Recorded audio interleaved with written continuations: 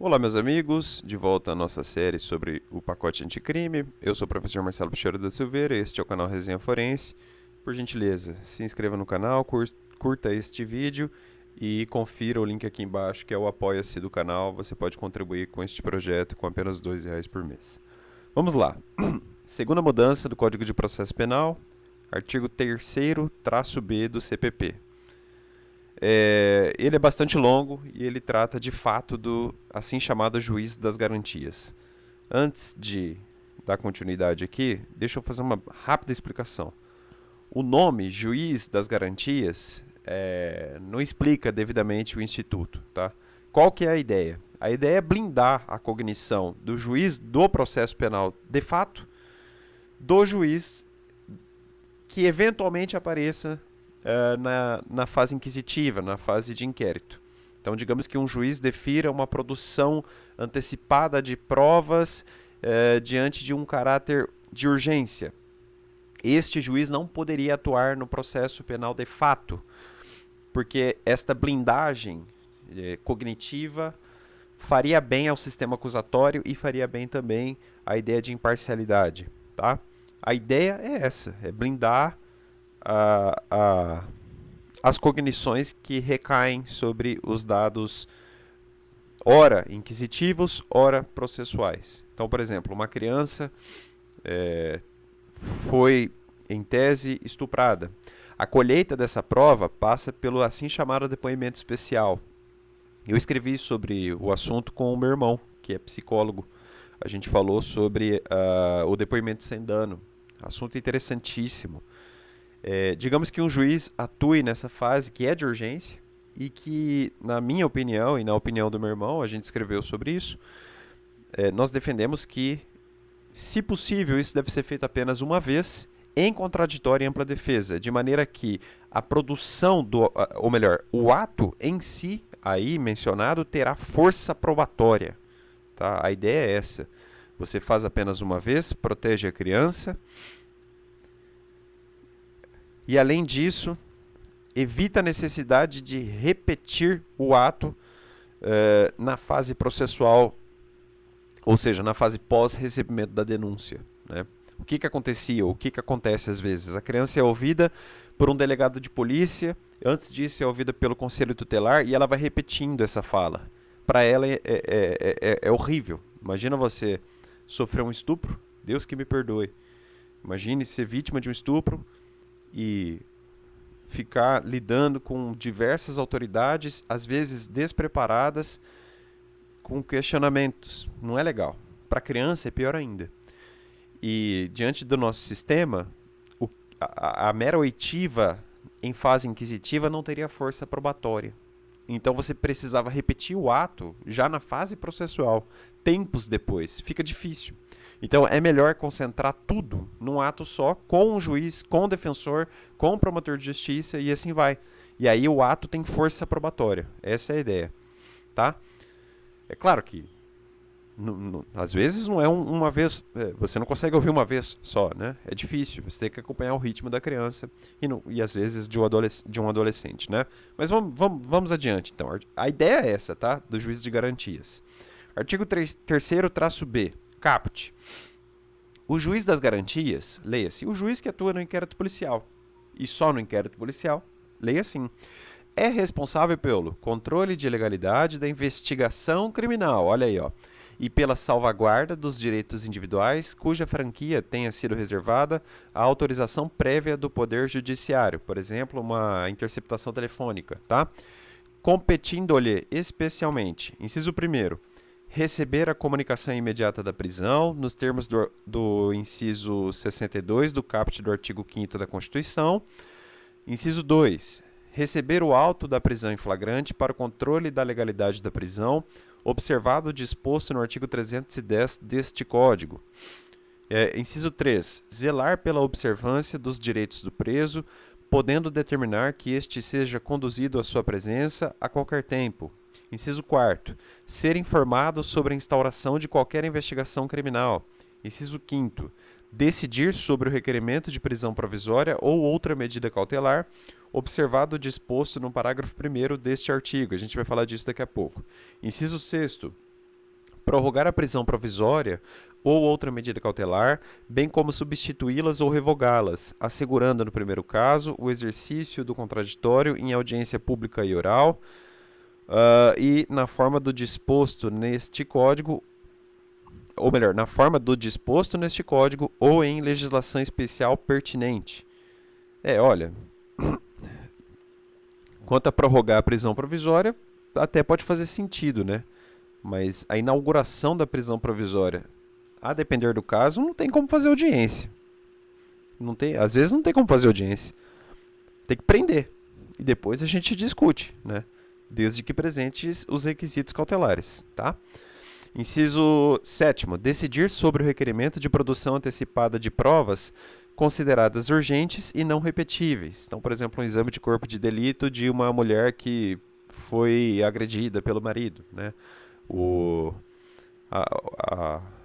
A hematoma pode sumir, né? Rapidamente, aliás. Assegurados o contraditório, ampla defesa em audiência pública e oral. Olha a importância aí, ó.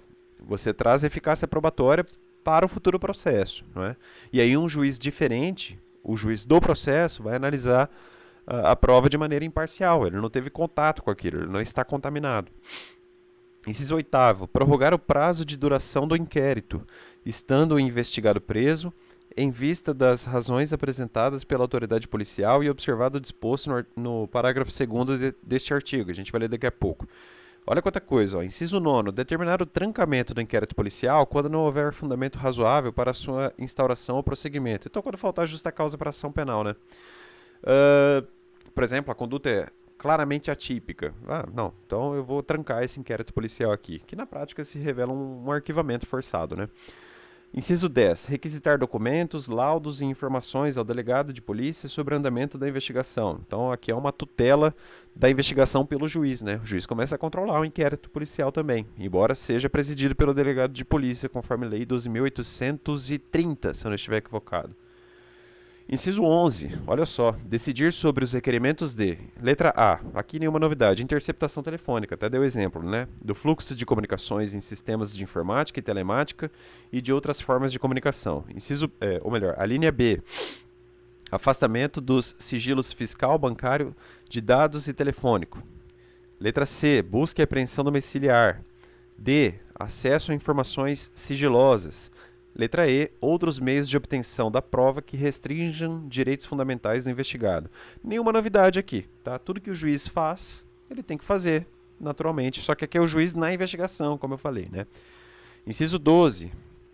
Julgar o habeas corpus impetrado antes do oferecimento da denúncia. Eu acho que esse inciso 12 aí precisa ser estudado, tá? Porque eu não sei se está mudando a competência para o processo e o julgamento de uma impetração de HC, tá? Se alguém puder comentar aqui, eu agradeço. Eu tô um pouco... Isso aí tá um pouco rarefeito aqui na minha memória. 13. Inciso 13. Determinar a instauração de incidente de insanidade mental. Importante para fins de artigo 26 caput do Código Penal, né? Inimputabilidade e tal. Inciso 14. Decidir sobre o recebimento da denúncia ou queixa nos termos do artigo 399 deste Código. E aí, na minha opinião, este seria o ato final do juiz das garantias, né? Ele recebe a denúncia. A partir deste momento, ele perde a competência. Porque aí surge o juiz do processo penal de fato, né? Inciso 15. Assegurar prontamente, quando se fizer necessário, o direito outorgado ao investigado e ao defensor de acesso a todos os elementos informativos e provas produzidos no âmbito da investigação criminal, salvo no que concerne estritamente às diligências em andamento. Nenhuma novidade aqui, o que a gente já vê na prática. Súmula vinculante 14, se eu não estiver equivocado, artigo 7º, inciso 21 do Estatuto da Ordem dos Advogados do Brasil, se eu não estiver equivocado, e assim por diante. Nenhuma mudança mesmo. Inciso 16. Deferir pedido de admissão de assistente técnico para acompanhar a produção da perícia. Perfeito. Inciso 17. Vejam que é tudo o que a gente já faz na prática, só que blindando. A gente está falando, olha, o juiz do inquérito. Quando você atuar no inquérito, você vai ser o cara. Recebeu a denúncia? Pronto. Adeus, juiz do inquérito, vem o juiz do processo. Essa é a ideia, tá? Inciso 17. Decidir sobre a homologação de acordo de não persecução penal ou os de colaboração premiada quando formalizados durante a durante a investigação.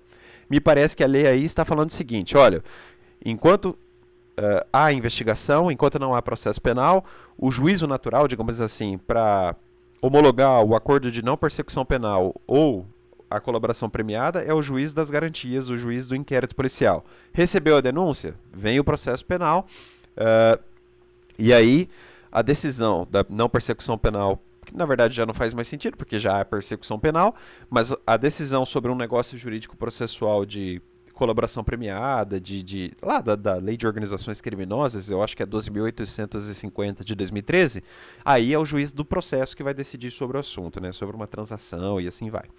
Inciso 18, outras matérias inerentes às atribuições definidas no caput deste artigo.